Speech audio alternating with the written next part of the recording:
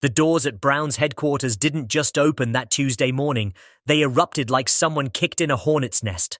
Staffers heard voices ricocheting off the walls near the quarterback room, the kind of sharp, heated tone that makes people freeze mid-step.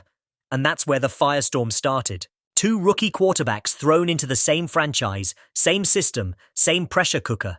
And now the tension that had been building for months finally detonated right in the hallway. Shedeur Sanders and Dillon Gabriel have been orbiting each other since April. Two rockets launched into the same sky with nobody thinking about what happens when their paths collide. The Browns made the unheard-of decision to draft two rookie quarterbacks in the same class, Gabriel in the 3rd round, Sanders in the 5th. Not a mentor and a rookie, not a veteran and a successor.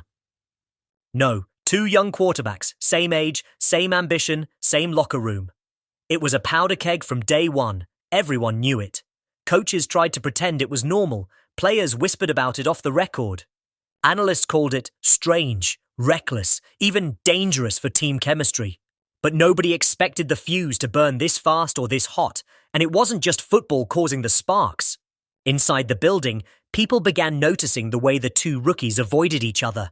Not rude, not hostile, just guarded, like they both understood only one of them was getting the throne, and the other was destined to be a footnote. But the moment that pushed everything over the edge didn't happen on the field or in a meeting or during a practice rep. It came from TikTok. Dillon Gabriel's fiancée, Zoe Caswell, posted a now-deleted TikTok comment claiming that everyone inside the Browns building wanted Gabriel to start. Not Shedeur, not the QB who just won his first game, not the guy who'd finally gotten starter reps and delivered. Her words exploded across the internet. Screenshots everywhere, debates on every NFL show, fans calling it disrespectful, veterans calling it out of bounds. But inside the Browns facility, it wasn't drama. It was a direct hit on Shedeur's credibility, and he saw every single word. That's when everything spiraled. According to multiple sources inside HQ, Shedeur confronted Gabriel directly after hearing about Caswell's comments. No cameras, no reporters, no PR handlers. Just two rookies face-to-face in a quiet hallway that suddenly wasn't quiet at all. Witnesses described raised voices, sharp words, and a level of tension that made people stop in their tracks. And then came the line, the one being whispered in group chats from Cleveland to LA. Reports say Shedeur challenged Gabriel in a way that cut deeper than a football debate. Something personal. Something that questioned whether Gabriel genuinely believed he was the better quarterback. No one knows the exact phrasing, but people who heard it said it was the kind of comment that shatters locker room chemistry forever. When head coach Kevin Stefanski stepped to the podium later that day, he dodged every question about the incident. Corporate responses, empty phrases. They're great teammates. They push each other. Focus is on winning. He said everything except the truth. And that told the truth. Players felt the shift too. Receiver Cedric Tillman was asked directly about tension between the QBs. His answer was careful. Too careful. No division, he said, then paused, corrected himself, and clarified that he didn't want to even use the word think because it implied doubt. That hesitation said more than the words did. Something wasn't adding up. Something was happening behind closed doors, and the team was trying and failing to bury it. But this rivalry didn't begin with TikTok drama. To understand how deep the tension runs, you have to go back to October. The day the Browns named Dillon Gabriel the starting quarterback over veteran Joe Flacco. On paper, a reasonable decision. But Shedeur responded by walking into his press conference and doing something nobody in the NFL had ever seen before. He conducted the entire session in complete silence. No sound. Just mouthing words, gesturing, smiling like he was answering questions, but never actually speaking. The video went nuclear. Analysts called it childish, immature. A meltdown. Some said Shedeur was mocking Gabriel's promotion, trying to overshadow his moment. But here's what almost everyone missed. It wasn't aimed at Gabriel at all.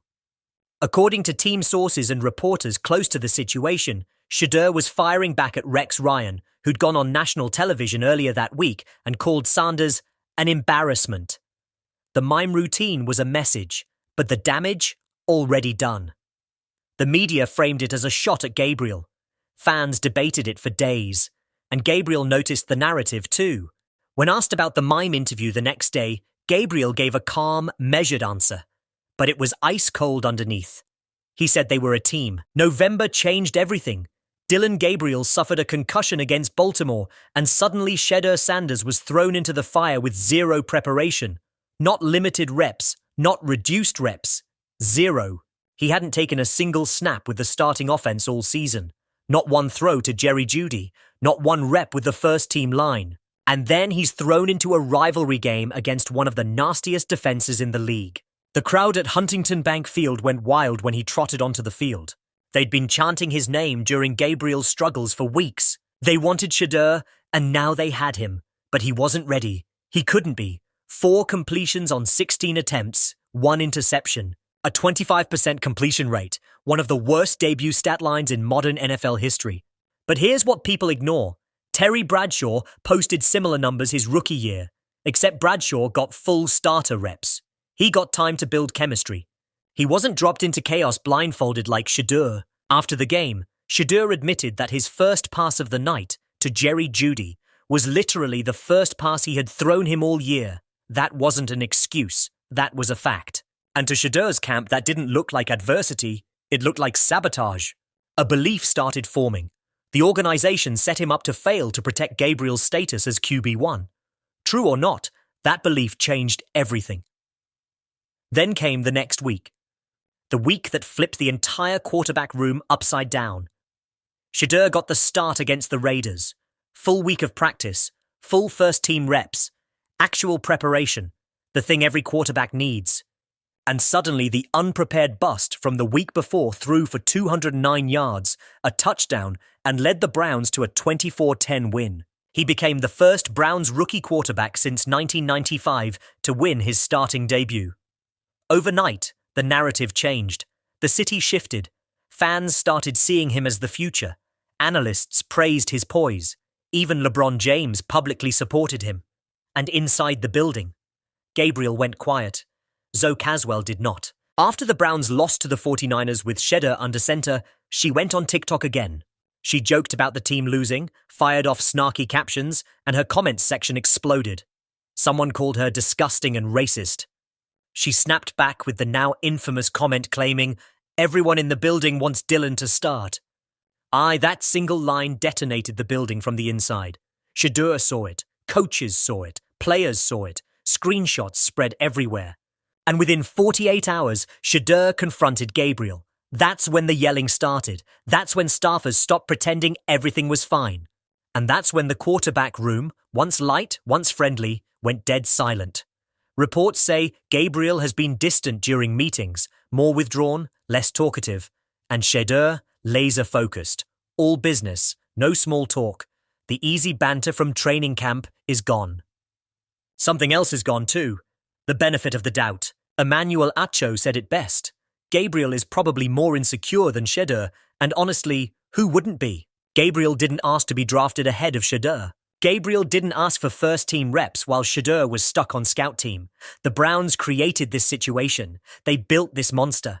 They pitted 2 rookies against each other and fed one while leaving the other to starve. And now the one they starved is thriving, while the one they fed is watching everything slip away.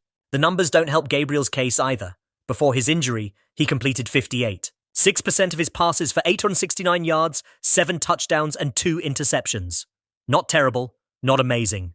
Just okay. Shedeur, in 2 starts, has lower completion percentage, higher yards per attempt, more explosive plays, more risks, more mistakes, but more energy, more spark, more belief from the fan base. And in the NFL, perception often matters more than stats. The fans want Shedeur. LeBron wants Shedeur. Myles Garrett has openly praised his arm talent. Reporters say the locker room isn't as united behind Gabriel as Caswell claimed. That's the rumor circulating louder every day. When Stefanski was asked who would start against the Titans, he didn't hesitate. Shedeur. Gabriel would back him up. And just like that, the controversy didn't cool down. It ignited. Because this isn't about Week 14 anymore. This isn't about the Titans. This is about the Browns' future. Only one of these 2 quarterbacks will be the guy in 2026. Only one will get the franchise contract, the keys to the city, the full weight of the organization behind him. The other will be traded, benched, or buried on the depth chart until his rookie deal runs out. Right now, momentum belongs to Shedeur. He has the job. He has the fan base. He has the narrative. But Gabriel has something Shedeur doesn't. Time. A healing injury that gives him a justification.